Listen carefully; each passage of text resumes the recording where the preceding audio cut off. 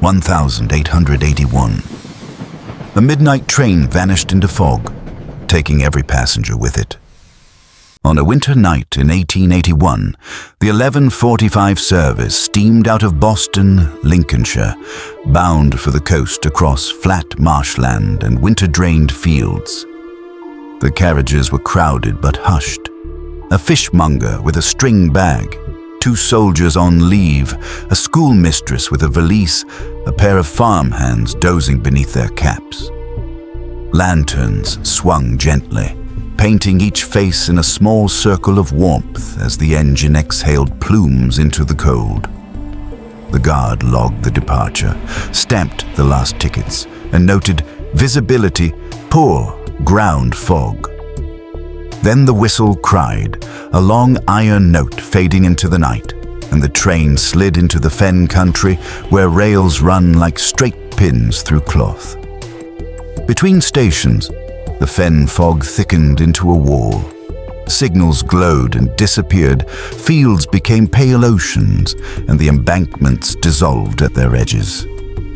Inside the carriages, condensation beaded on windows. Outside, the lamp on the engine pressed a narrow tunnel through the vapor. At the next halt, men waited with hand lamps, listening for the familiar thrum. The rails trembled. The whistle sounded again, closer, then oddly distant, then not at all. The platform remained empty, oil lamps blinking in the mist. At dawn, track walkers went out with poles and ropes. The rails shone unbroken, sleepers were dusted with rime, ditches were quiet, no wreckage, no gouge in the ballast, no splintered timber. The timetable said a train had passed. The earth said nothing had. A report was filed with the Boston office, delay without cause. It would be days before anyone dared write the words the newspapers loved. Vanished train. For now there was only absence, heavy as fog, and a silence that felt like listening back.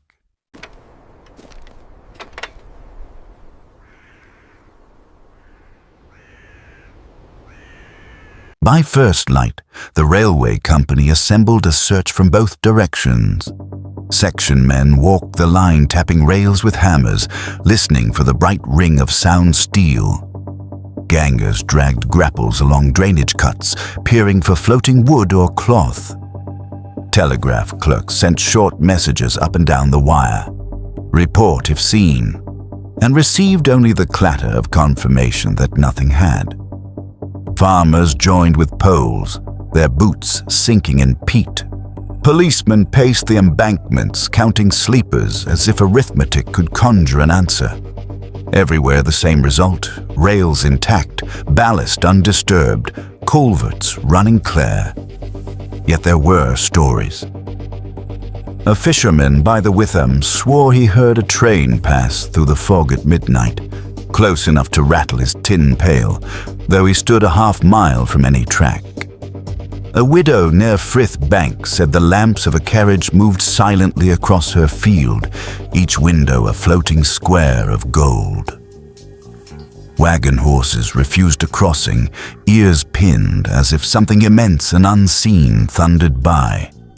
The searchers dismissed it as nerves.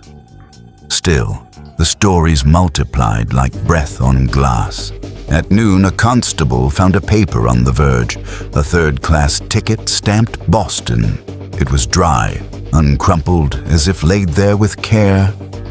Farther along, a guard's chalk mark was discovered on a distant post, a routine distance tally, written earlier that day. None of it explained how 30-odd souls in a locomotive could slip through a county like smoke. The superintendent ordered an inventory of bridges, points, sidings, and culverts. Men walked until their socks bled. The fog burned off toward evening, revealing only the long gleaming rails pointing to empty air.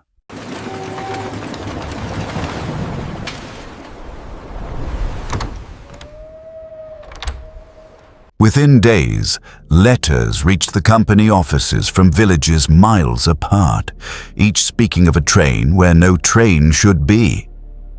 In a lane near Stickney, a farmer and his daughter claimed they heard wheels and saw lamps glide past at hedge height, the air brightening, frost sparkling, and then darkness as sudden as a doused candle. Along the coast, a watchman observed what he took for carriages moving across the tidal flats, their windows traveling like a procession of lanterns at sea. He ran to the signal house. The keeper saw nothing but told him, quietly, that 2 nights earlier he'd heard a whistle draw near and recede while the wind lay dead. Newspapers pounced. Columns bloomed with phrases like mysterious disappearance, singular manifestations, the ghost train of the fens. Spiritualist societies dispatched letters offering assistance. The company pushed back, releasing careful statements about schedules, visibility, and the absolute integrity of the line. But their own men had begun to exchange glances. A plate layer confessed that while oiling points at dusk, he felt the ground quiver as if heavy axles passed inches away. A night porter admitted he opened a door to a carriage that was not there, his hand closing on fog. In Boston's parcels office, the ledger for that night showed a penciled destination for a trunk, then a faint smear, as if the graphite had dragged itself down the page. The trunk never appeared. Neither did its owner, a schoolmistress whose letters, later found at her lodgings, spoke in tidy lines of pupils' progress and the hope of a new appointment by the sea. Her name joined the print lists. So did the fishmonger, the soldiers, the farm hands. The more names printed, the less the story felt like a trick of weather. It felt like a subtraction. Help with your microbiome. And it's high in protein, so it can help you have healthy skin, hair, and nails. Rational minds assembled explanations with the neatness of timetables. Some proposed a misrouted consist shunted into a siding and overlooked in the fog. Others argued for structural collapse, a hidden sinkhole swallowing engine and cars without a trace. Surveyors proved the embankment sound. Inspectors ticked off sidings left empty, points locked, bridges uncompromised. A professor from Cambridge published a paper on optical refraction over marshes, insisting that loops of light could masquerade as moving trains. His diagrams satisfied nobody who had heard the whistle pass through their parlor walls. Into the vacuum came other talk, older, softer around the edges, spoken in pubs and along hedges. The fens, some said, were riddled with thin places where land remembers its water and time does not hold firm. Monks once wrote of lights moving over drowned fields, processions that reached the edge of a village and never entered. There were tales of will-o'-the-wisps that led men off causeways and of phantom coaches seen trotting along causeways that had long since sunk. A retired signalman recalled an incident from his youth. A down train announced by bell and needle, lamps sighted through fog, then nothing on the platform but the smell of coal and a faint warmth in the air. He'd told no one for 40 years. He told it now because he dreamed at night of faces behind glass, traveling forever between stations that never appeared, a corridor lit by swaying lamps with no platform beyond. He woke to the hammer of his own heart, as if a coupling had snapped inside his chest.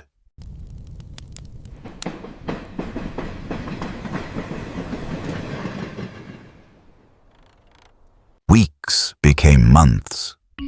Wages ceased, parcels went unclaimed, rooms were let to others.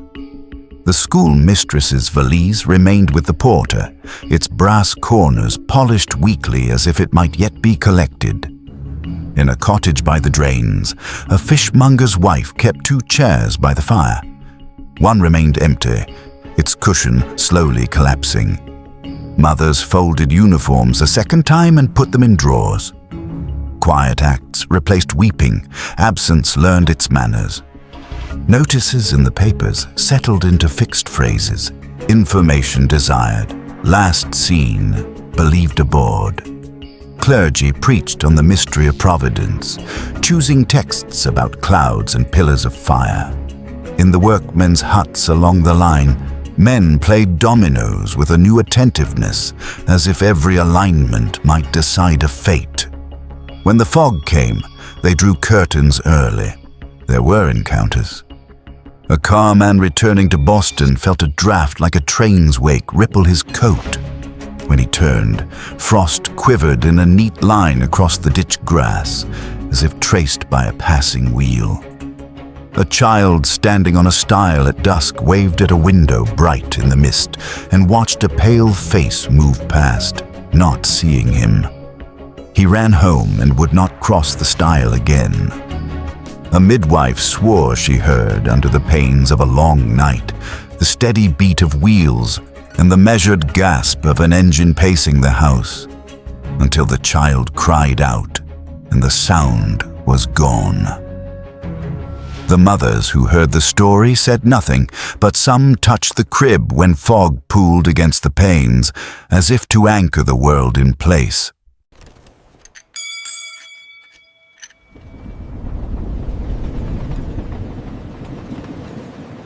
Spring brought clarity of air and a thaw on ground, but not in the matter itself. A company archivist, tasked with closing the books, found the guard's pocket ledger from the vanished run, ink columns precise, flag stops marked, a last neat entry, passengers settled. Lamps trimmed below it, a faint impression as if the pencil had traveled on without lead, a line that curled and faded to nothing. He showed no one, wrapped the book in brown paper, and filed it away. That same month, a night guard at the Boston Yard reported hearing the bell code for an incoming train, 2 beats for passenger approaching, ring on a line with the instrument disconnected for repairs. He recorded it as a fault, though he added in the margin, small as a confession, followed by warm wind. A fitter shook his head. Ghost current. They laughed, but softly. By summer, sightings spread along the coast, windows crossing tidal water like procession lights, a pale engine gliding through barley without bending a stalk, a whistle whose echo returned from no object in the landscape. One witness, a surveyor with no patience for tales, admitted he had stood on an embankment and felt the sleepers thrum under his boots while the rails remained empty to the horizon. He stepped off, and the feeling ceased. He stepped on, and it returned. He slept poorly thereafter, waking to the sensation that a carriage had passed through his room, carrying a corridor of light.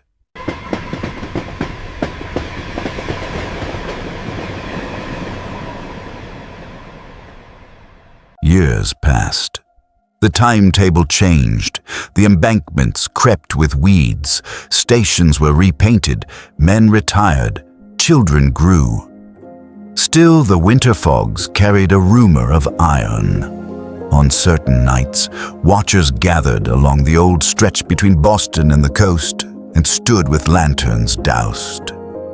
When the marsh went very still, when frost drew a white thread along the ditch and the moon hung thin as a shaving, they felt it, a hum through the ground, not sound but pressure, like breath held in a vast chest. The first light appeared where the line straightened. 1 window, then 3, then a whole length of carriage panes moving with stately certainty. Faces at the glass? Some swore yes, pale and intent as people look when reading a timetable or dreaming of arrival. Others said the panes showed only their own reflections, stretched thin in the fog. The procession drew near without sound, only a soft rush of warmer air and the smell of coal from fires long cold. A final lamp marked the guard's van, then the darkness folded in again. Sometimes a watcher lifted a hand as if to signal a stop. The instinct held, age after age. The vanished train never arrived, not in ledger or platform, not in law or compensation, but along that straight fenned line, under the great lid of winter sky, its journey continued, an endless section between stations, bearing passengers whose names turned to print and then to dust. The fens keep their stories as they keep their water, shallow to the eye, deep beneath. And on some nights, the earth breathes, and a long-ago service passes by, forever on time, forever not due.